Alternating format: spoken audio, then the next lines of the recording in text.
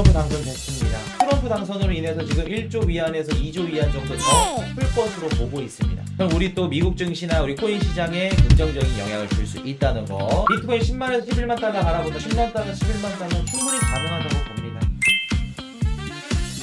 미국 증시 올라간 이유, 비트코인 정고점 돌파한 이유 없습니다. 불확실성 해소입니다. 요거 끝났겠죠. 자, 미국 연준 11월달 12월 연달아 금리 인하할 거. 11월달에는 사실 잘 모르겠어요. 25bp 금리 인하 가능성 좀 높다고 보기는 하는데, 만약에 11월달 안 한다 그럼 12월달에는 무조건 할 겁니다. 지금 상원, 하원, 공화당이 이제 거의 다 가져갔기 때문에 연준도 입김을 무시 못할 거예요. 그래서 12월달에는 무조건 금리 인하 가능성이 높다. 11월달에는 아직 모르겠지만 오늘 내용을 들으시면 야호를 할 때가 아닌지 아시게 될 겁니다. 그래서 일단은 11월, 12월 금리 인하 가능성은 높다라는 말씀.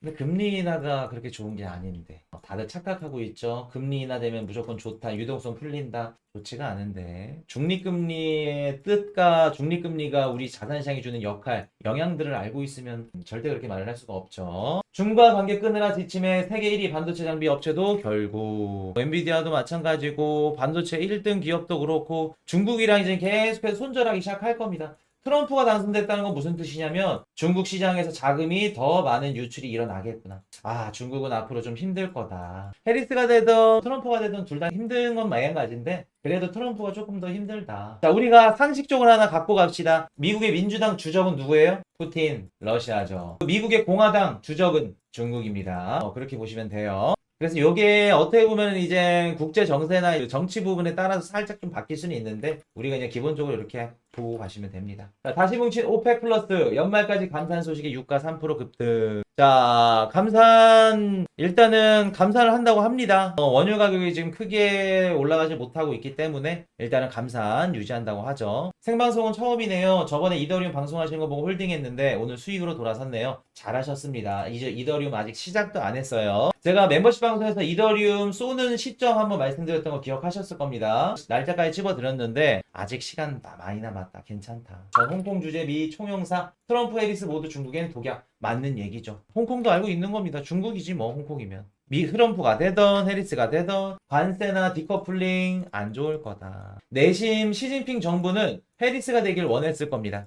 그나마 해리스 같은 경우에는 좀 타협할 의지가 있어. 근데 트럼프 같은 경우에는 타협할 의지가 없죠. 근데 뭐 트럼프가 됐기 때문에 어쩔 수 없죠. 요게 우리한테 호재로 들어설 겁니다. 트럼프 당선. 그럼 중국 뭐 하겠네? 지금 11월 4일부터 8일까지 중국에서 1년에 한 번 있는 전인대가 열리고 있습니다. 여기서 뭐를 할 가능성이 높아요? 트럼프가 당선되면 우리한테 관세를 올린다고 했는데 야, 우리 경제 망하겠구나, 힘들겠구나. 이번에 전인대 때 특별국채 발행해서 미친 듯이 돈이라도 풀어야겠다. 트럼프의 공격을 우리가 돈 풀기로 상쇄해야겠다.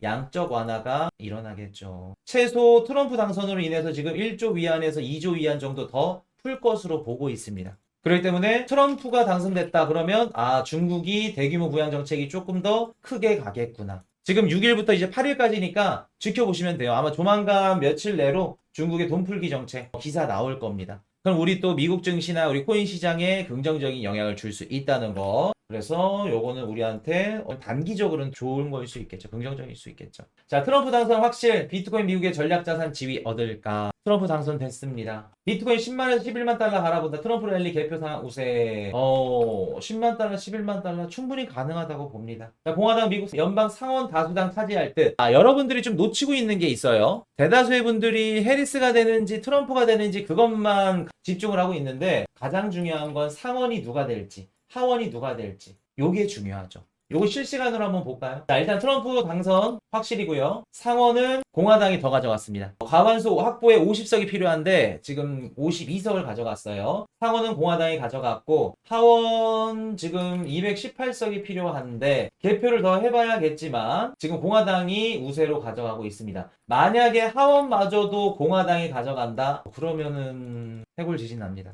진짜 어떤 말씀을 드릴 수 있냐면 내년부터 내후년 진짜 변동성이 미친 듯이 뒤집어질 거예요. 우리가 예상한 대로 안 간다는 얘기입니다. 이게 좋은 거일 수도 있고 나쁜 거일 수도 있는데 트럼프가 당선돼서 코인 가격이 폭등하죠? 폭락할 때는 어떻게 될까? 하락할 때는 폭락합니다. 이렇게 올라가면 떨어지는 것도 이렇게 떨어져요. 언제 떨어질지 어떻게 알아? 언제 엑시트 할지 어떻게 알아? 당할 가능성이 높다는 겁니다. 힘들 수 있다는 거예요. 그렇기 때문에 만약에 하원까지도 공화당이 가져간다 그러면 트럼프가 4년 동안 쥐락펴락 할 겁니다. 그렇기 때문에 저는 개인적으로 하원은 민주가 좀 가져갔으면 좋지 않을까. 어느 정도 밸런스를 유지해줘야 되니까. 그래서 요거 만약에 다 상하원을 이제 공화당이 가져간다 그러면 좀 쉽지 않다는 거. 라는 말씀 드리고요. 자, 앤서니 폼플리아노 비트코인 스테로이드를 맞은 자, 제가 얼마 전에 요거 주식은 비트코인 투자인데 스테로이드를 맞은 비트코인 투자입니다. 라고 말씀드렸었는데 기억하세요? 마이크로 스트래티지. 근데 앤서니 폼플리아노 똑같이 얘기 나오죠. 비트코인은 스테로이드를 맞은 금이래. 재밌습니다. 비트코인은 디지털 금인데 금은 금인데 뭐다? 스테로이드를 맞은.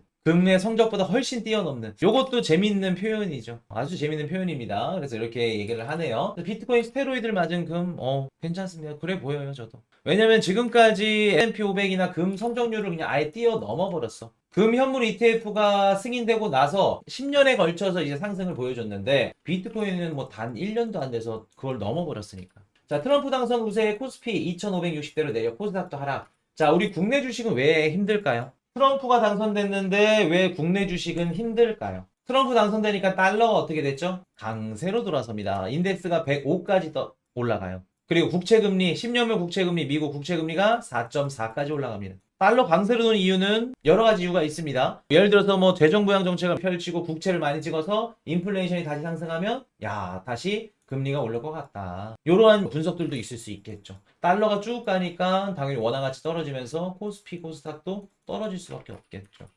우리 국내 주식 투자하시는 분들 많죠. 제가 예전에 멤버십 방송에서 이때 한번 상승할 가능성이 높으니까 털어낼 수 있는 기회가 있을 겁니다. 그 시점 아닌 이상은 당분간은 좀 힘들 걸로 봐요. 우리 한국도 그렇고 원화 가치도 그렇고 국내 주식도 그렇고 당분간은 좀 힘들 겁니다. 이건 어쩔 수가 없어. 트럼프 당선되면은 어쩔 수가 없어.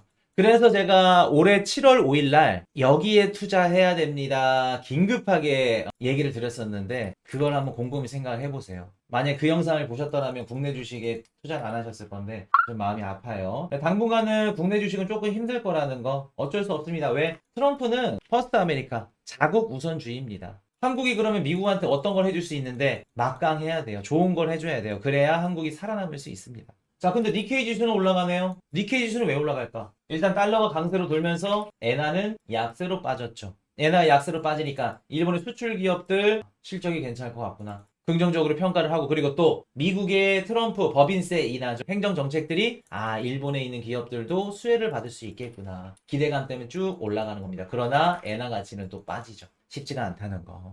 그러니까 이게 좀 아이러니한 게 뭐냐면 엔화와 우리 원화의 화폐 가치 차이는 있지. 얘는 중기축 통화고 우리는 중기축 통화가 아니고. 그럼 엄밀히 따졌을 때 한국의 수출이나 경상수지가 좋고 잘 돌아가. 그런데도 원화 가치가 빠졌다? 외국인들 입장에서는 기회입니다. 야, 환차익 먹으러 들어가자. 원화 매수하자. 근데 한국이 비실비실해. 힘들어. 근데 원화 가치가 떨어져. 그러면 외국인들 입장은 원화 거들떠도 보지 않아요. 근데 엔화 가치가 떨어졌네? 어떻게 생각할까? 한국의 원화 가치보다 펀드멘탈이 높죠. 외국인들 입장에서 엔화 사러 가자. 매수세가 몰릴 수밖에 없겠죠. 그래서 이거는 나중 일인데 저는 개인적으로 한국의 원화가 중기축 통화에 들어갈 수 있다고 보는 사람이에요. 나중에 들어가게 되면은 여러분들이 갖고 있는 부동산, 빌딩 가격 최소 1.5배, 2배 이상은 갈 겁니다. 물론 시간이 필요하겠지만 막 부동산 커뮤니티나 부동산 전문가분들 이런 얘기하죠. 국민들이 저출산 정책 때문에 출산을 안 해서 집 수요가 한정적이고 안 들어오고 부동산 가격은 떨어지고 말도 안 되는 소리 하지 마세요. 출산 정책부터 시작해서 출산율이 떨어져서 부동산 가격이 떨어진다? 일시적으로 보면 그것만 보면 그럴 수 있겠죠. 거시경제를 모르니까. 이민자 유입이 되면 어떻게 돼야 될까? 어떻게 될까? 그리고 우리 원화 가치가 지금 수준이 아니고 조금 더 상향 조정되고 중기축 통화의 바스켓에 들어간다면 어떻게 될까? 그 원화로 기반으로 사는 우리 성수동 땅, 서초구 아파트, 빌딩들 자산 가치 상승 같이 올라가는 겁니다. 원화 가치 올라가면.